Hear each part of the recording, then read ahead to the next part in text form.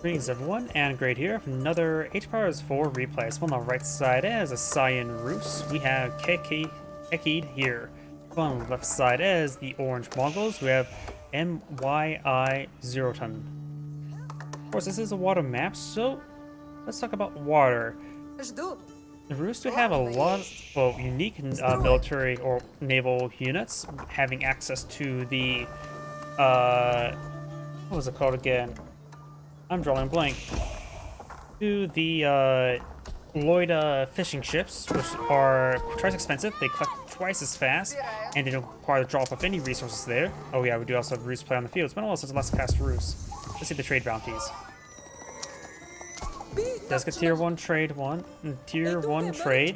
and the Roos player can go for the Kremlin to get plus 20% drop off of wood resources, greatly helping out with his naval play.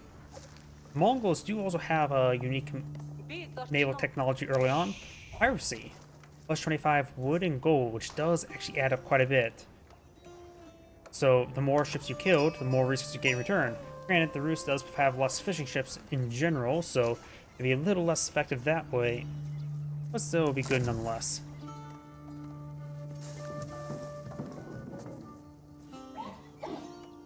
Additionally, it seems like a lot of people who play Roos Navy, they tend to go for a large number of fishing ships, and then when you get to the next age, convert them all to military ships and just win the water pretty easily. Fishing ships now being employed on out. Here being repositioned, he may be using that to scout out a little bit. And let's does get that kill there. Villager's trying to pick off these deer, does find another kill there. It does aggravate the boar. Boar in pursuit of the scout. And does get a de-aggro there. There's just one forest pupper remains. And does get taken out by blue there, or cyan there. And let's go and fast forward a little bit since we're in the early eco phase. We don't see a spearman rush by the Mongols. We don't see a Ovo deployed out either.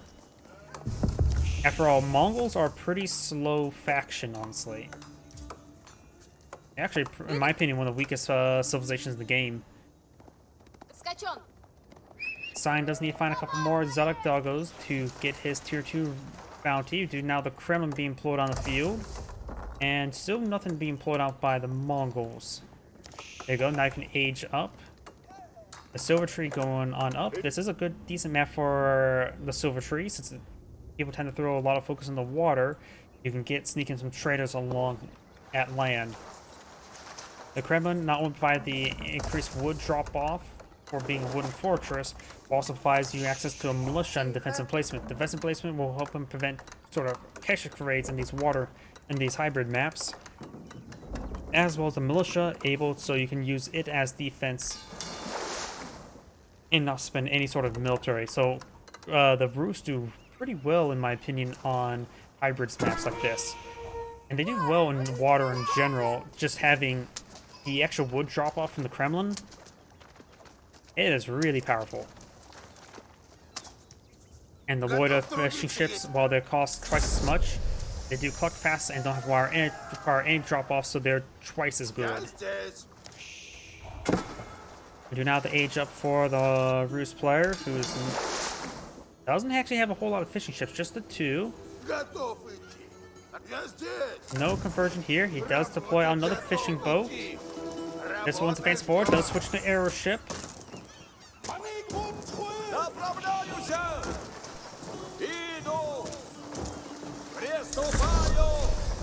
Now these fishing boats do need to fall back inside of the dock. Does pull back the last moment, very good. He has 2 docks here and has enough garrison space here for these fishing ships. He didn't go heavy in fishing ship production, but we'll have access to some good fishing ship productions. Going for a spring gold ship. Over here we do have a spring gold ship being pulled on the field as well. No, that's an arrow ship. No, yeah, Ballista. It is spring gold ship.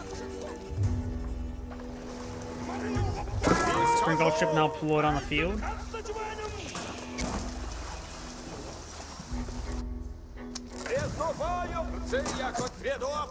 Spring gold ship does get spotted by the Khan. The Khan does see a couple spring golds there. The aeroship has been forced on back.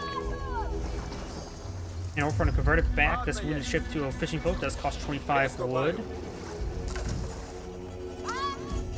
Now the colon's falling back. Scout almost got it killed. Let's see. I think he only has tier 1 trade bounty as well. Yep, he didn't find a whole lot of exotic doggos, so unable to get any increased food collection with his villagers or gold generation. Got 2 spring gold ships here. And of course we got a fire ship, arrow ship advancing forward. Let's find a good volley there on the lord of fire ship. And does go and finish off the fire ship there with his spring gold ships there. That's down to minimal health.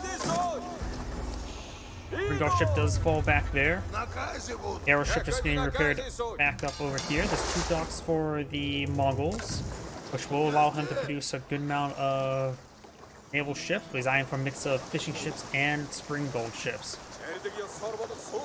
He does have a sizable navy on the field. He doesn't realize he has a superior navy as well. We do have a fire ship now in the build queue for the Rus.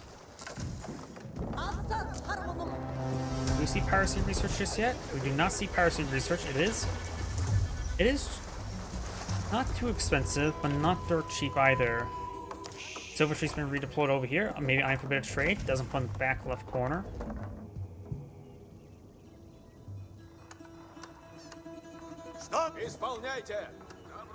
We got 3 spring gold, a fire ship, and an arrow ship. Over here, we've got 3 spring gold and 1 arrow ship at the moment, so relatively similar composition.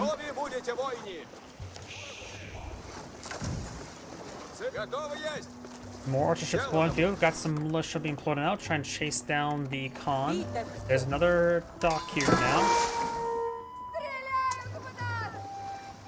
One thing as well is, I don't think people realize how powerful airoships can get. Most people tend to spam out spring gold ships.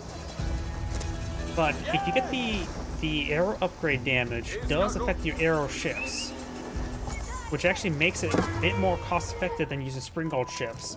Plus they have a little bit extra range of boot. So if you go for mass arrow ships with a +1 pierce damage, it actually is very effective in Feudal Age.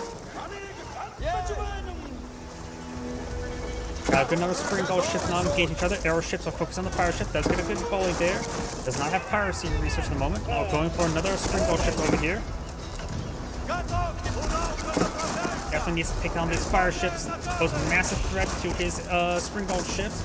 Oh, he's not paying attention. Fire ships are about to connect. 1 spring gold ship does go down. The other one, oh, he's lost, took a lot of damage there, but a good number of the spring gold ships are severely wounded. Decide to man the sails away, and falling back, the Mongol took some pretty big hits there. The nice thing about going for the arrow ship strategy I mentioned beforehand is not vulnerable to mass fire ships, or any fire ships. They are the counter to fire ships.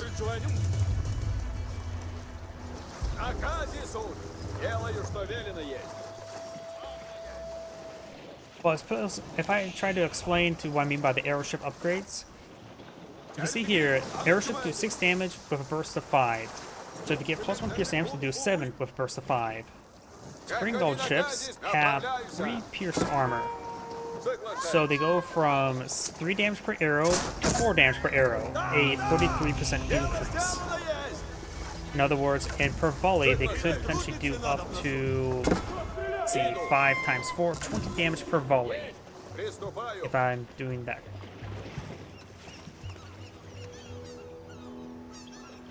Yes, I'm doing that correctly. Which also means, so they're doing 20 damage per volley. The spring gold ships are doing 80 damage per shot against the arrow ships. But only arrow ships.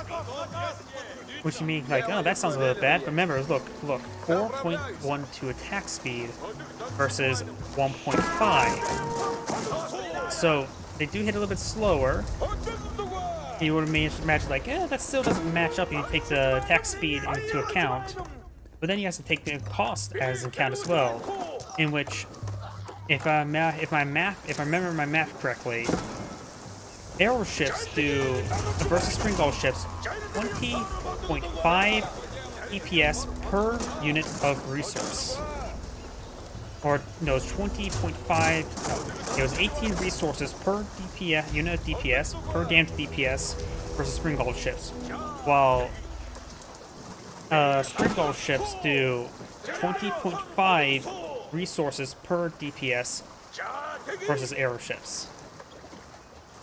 Meaning, it is more expensive to mass produce Spring Gold ships than arrow ships to do the same amount of DPS. Not to mention, arrow ships do have a 0.5 range advantage. They're also smaller, so they're a bit more convenient, faster, and just a bit more nice to move around than trying to do mass Spring Gold ships. I still mix in a couple Spring Gold ships for tanks, because they're quite healthy. They're good. They absorb a lot of hits from Spring Gold ships. But you should put more of a composition arrow ships if you have the arrow. Good hit down the fire ship. One fire ship almost did some serious damage for all those fire ships. Very, very good. I probably should start looking here, but go for a larger composition arrow ships with the blacksmith research. You won't be disappointed, in my opinion. Ooh, one fire ship goes down for both sides. Fire ship trying to face forward. Does get a decent hit down the Mongol ships there. The Rus ships do not receive any arrow ships there. Currently we have a fleet of 6-3 versus 9-2. So overall, the Rus composition is better at the moment. This neither side has gone for the blacksmith pierce damage research.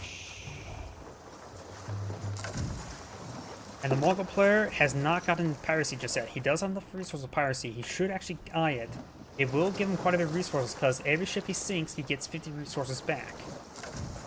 It does go a long way. Right now, we've got 9 Spring Gold ships. We've got multiple fire ships on the field queue for both sides. 11 Spring Gold ships, 3 arrow ships. We have a slight civilian advantage from Mongols, but remember, the Rus has more, the Lord Efficient ships, which are simply better. Spring Golds against Spring Golds. Rus players against forward. Fire ships in reserve for both sides. Mongols fire ships trying to advance them forward. Rus fire ships about to connect. Does get some damage there. Mongol fire ship does get intercepted. Mongol fire ships are getting hit. Rus fire ship does get intercepted. Mongol fire ship intercepted. Multiple fire ships, all fire ships are basically intercepted right now. Intercepted. Mongol fire ships one may actually connect. Does connect, but does only get one Spring Gold ship. Another Spring Gold ship does go down. Rus player has 6-1. Mongols have 6-3.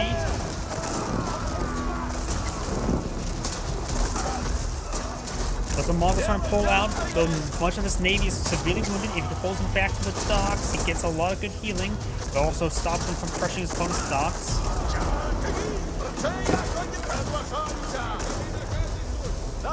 Another airship deployed in the field. Does roll a missile on that fire ship. That's gonna go there. That allows his fire ship to advance forward. Spring Gold ship's trying to focus fire. There was simply not enough to focus fire. Those lose only one Spring Gold ship. This is good for the Rus player. Mongol ships are oh so wounded. They need to man the sails out of there. They need to fall back and some healing. Got multiple fire ships deployed out by the Mongol player. Both sides lost quite a bit of navy. Mongols are not. This one's not close enough to the dock. He needs to just fall back, get to the dock, get healing.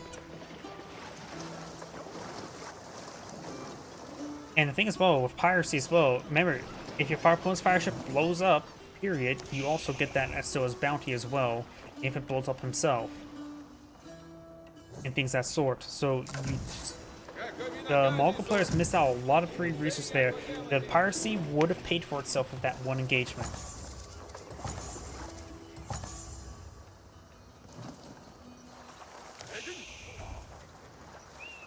We do actually have a number of traders deployed out by the Mongol players, starting to get some of that going. Does have some outposts here as well.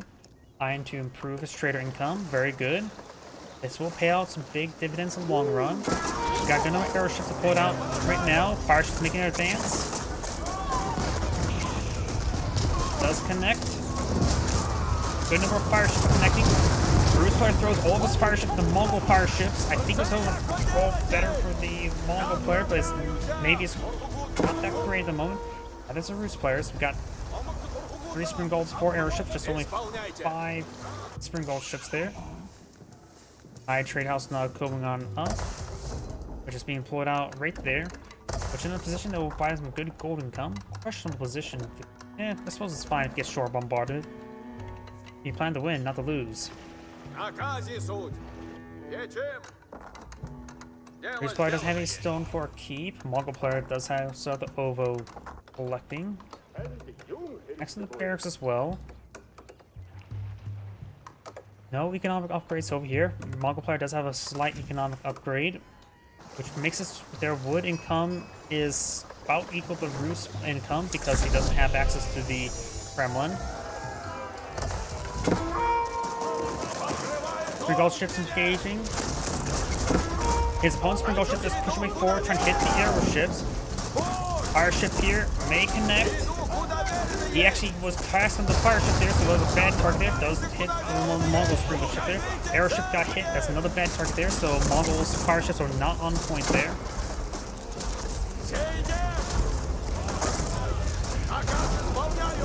Some good damage there. The Mongol player does have to age up. Can't make this anything research at the moment. Plus one attack range and attack speed can be very useful. One of the Mongol ships or the Rus ships are very wounded. That one does connect. Takes out only one Springald ship there. Fire ship here. No arrow ships remaining for the Mongol player. That one does get a good connect. Take out two of the fire ships or Springald ships. Good damage there. Does actually have the shipwrights there. The first one does increase the health and pierce armor by 20% and by 1. Fire ship fire connect does get some good hits there. No age up for the Mongol player, so right now with shipwrights he is at a disadvantage, but he does have good assets on the field. Actually, I just realized something as well. He doesn't have any fishing ships up on the field. So he already turned them all into ships.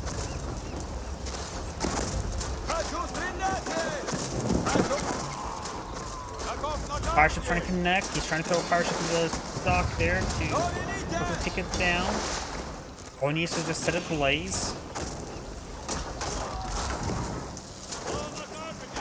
Fire ship does connect. The Mongol fleet is wounded. More fire ships will on the field. He's throwing a lot of resources on the fire ships. Not cheap, that's for sure. Or is any of the ships, really. Mongol Springald ships are falling back. Still got this fire ship here. He needs to man the sails. He hasn't done that already. Some of them are on cooldown. Does take out only one there. The wounded ones just may want to stay back and get healed up. Mongol still has some good income coming on in. I suppose good amount of wood and gold at the moment. Mongol ships should just stay back at the moment. He's got some more arrow ships.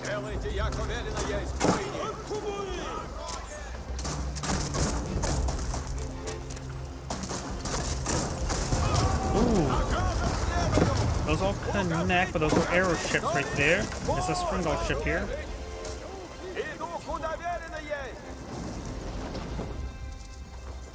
Mongol player has a good amount of wood and gold. He just needs more food to age up. High trade house buying some good gold income, but of course got a good number of traders. How many traders? 13. So soon he'll have the full Silk Road trade row. Has both in queue as well, and now got the separate doubt going on up. Separate doubt is the gold drop-off landmark, which will allow the Mongol player to get more sources of gold, because he knows his trade is, if his opponent decides to eye it, he knows his trade will go down very quickly. Now I've got more ship research. It's going for the extra arrows and for the Springald research, Springald crews. Fire ships just increase explosive range, which is useful.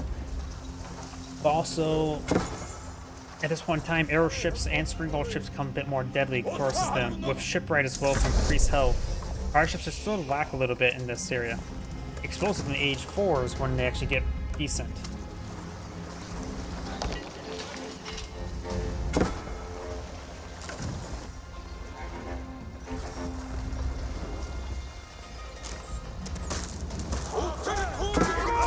Fire ship does stay alive at the moment.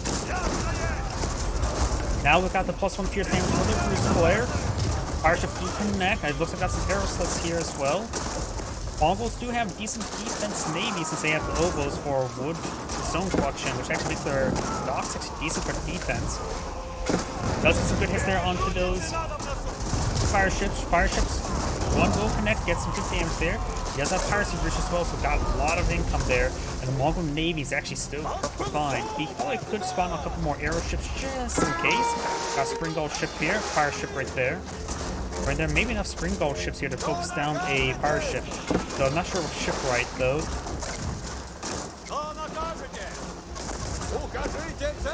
He does have at least one arrow ship here for defense. And some of these docks are almost down as well. That dock has been set up ablaze. Let's get a loyal attack ship there. Fire ship advancing forward. He is not responding to it properly. Does get a couple hits. Peppered out Nexus gold deposit here. This gold deposit is not cleaned up. Couple Mongol spearmen here. Does have a wooden fortress for defense. Looks like the Mongol player does win out. And two docks have been set up ablaze. No additional. Oh, there is an additional dock right here.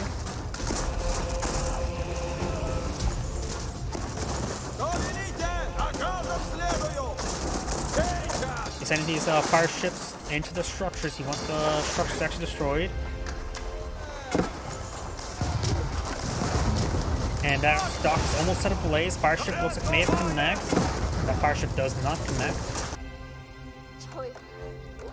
And since the Rus player had no fishing boats the entire time, the Mongols have been maintaining good food production and has been maintaining some good trade as well. I still, personally, even though I sort of don't like the design, how the fact that the Mongols have two gold landmarks, I still go for both of them because in case I fail at trading, I always have a backup of a very good gold landmark. 50% extra gold drop-off is very nice. That dock goes down. He knows about this other dock now. He's going to start cleaning up. And he could take, let's see, he's sending out a single airship there. He's going to try to go around for one last effort to harass his opponent's navy.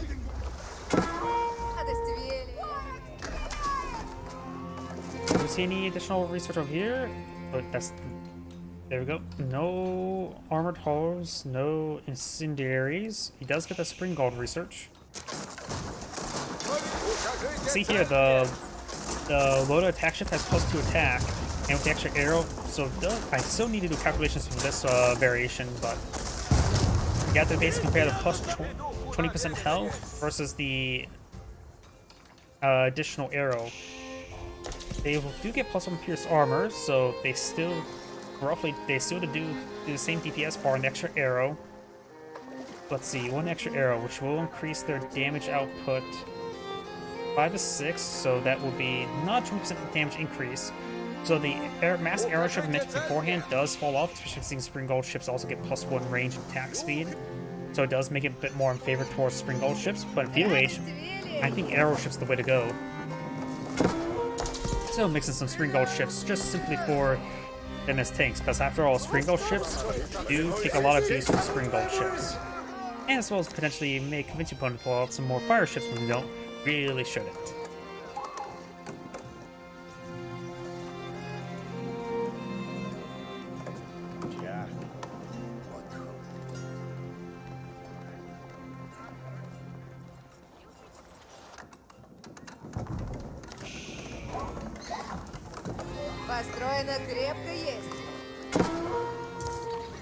This airship will find some kills over here. There is, of course, a defensive naval arrow slit.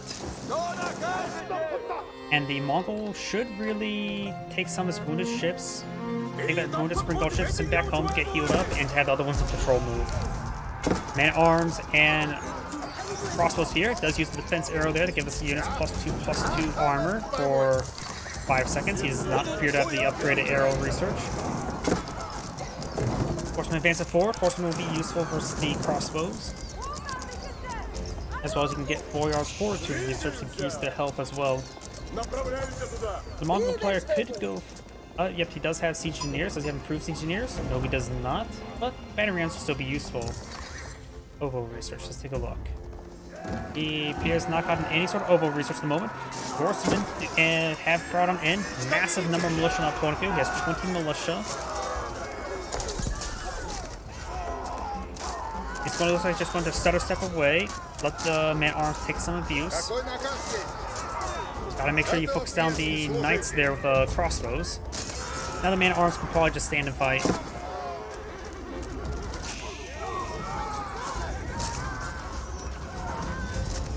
You now have a Magnet pulled on the field. Very nice. That was definitely built from a siege workshop.